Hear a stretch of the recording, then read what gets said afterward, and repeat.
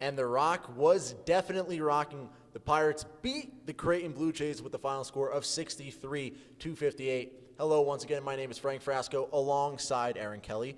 And Erin, this was a sloppy basketball game, but the Pirates got it done.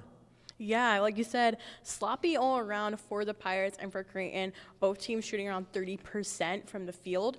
But that sloppiness kind of worked in the Pirates' favor, able to shut down Creighton, an amazing three-point shooting team ranked 4th nationally in three-point percentage. So able to shut them down behind the arc led to this Pirates victory. What can you say on Myles Powell's performance? I mean, he had 22 points.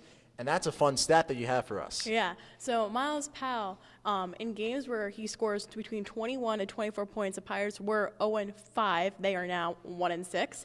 But Myles Powell, you look at the last 3 minutes.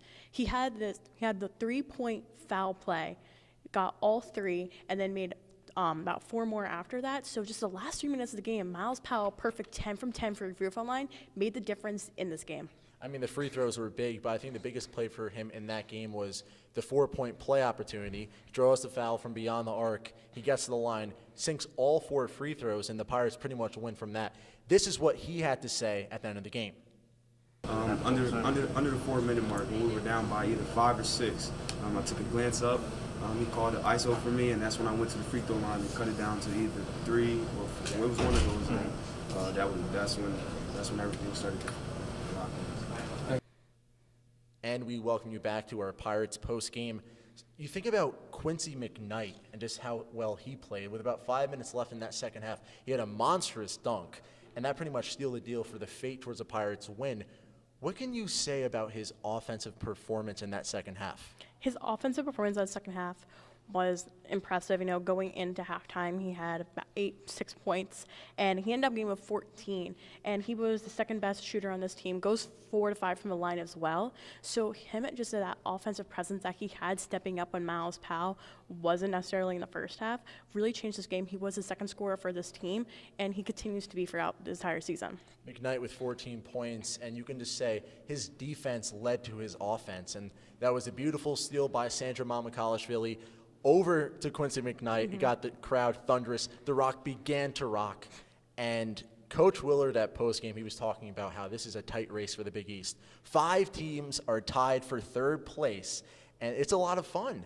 And what can you say about the way he's going to be coaching for the rest of the season, allowing Myles Powell to have 22 points and just having a great overall performance when the team is still in the race for the Big East? I think coaching-wise, you're going to see Willard pushing this team in depth mostly. We talk about it during our half-game coverage over on Facebook Live, is that this team goes deep, and that's what you're going to see. You're going to see Shavon Reynolds coming in and getting minutes. You're going to see Jared Rhoda and Anthony Nelson stepping in, and that's what makes this team different from others in the Big East, that this team goes so deep in depth, but also this team just shot 80% from the free throw line tonight, and that's a big difference from last year to this year, and this is why they're having closer games and why they're able to win close games.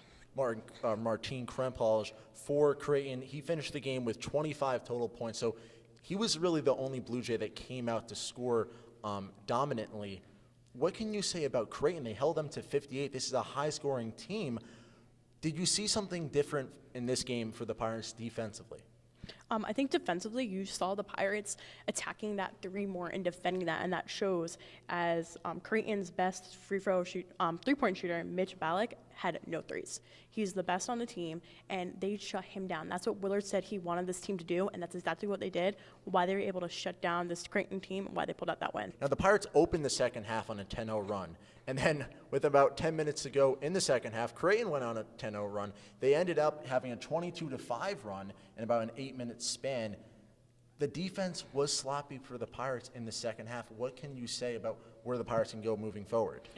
Going forward, the Pirates obviously need to improve on that rebounding. They have shots where they just go up and there's no one in the paint to rebound. But I think that's also affected today by Torian Thompson not being in the game due to being suspended for a team violation, which is only 1 game suspension. So he'll be back in action for Georgetown. So I think you just need other players stepping up defensively, and you can't leave the rim unguarded like they did today. So Mike Enzi with 7 total points, Sandro with 6, Quincy McKnight with 14, and Myles Powell with 22. The Pirates will be back in action against Georgetown here inside the Prudential Center on Wednesday night. Tip-off at 8:30. See you soon.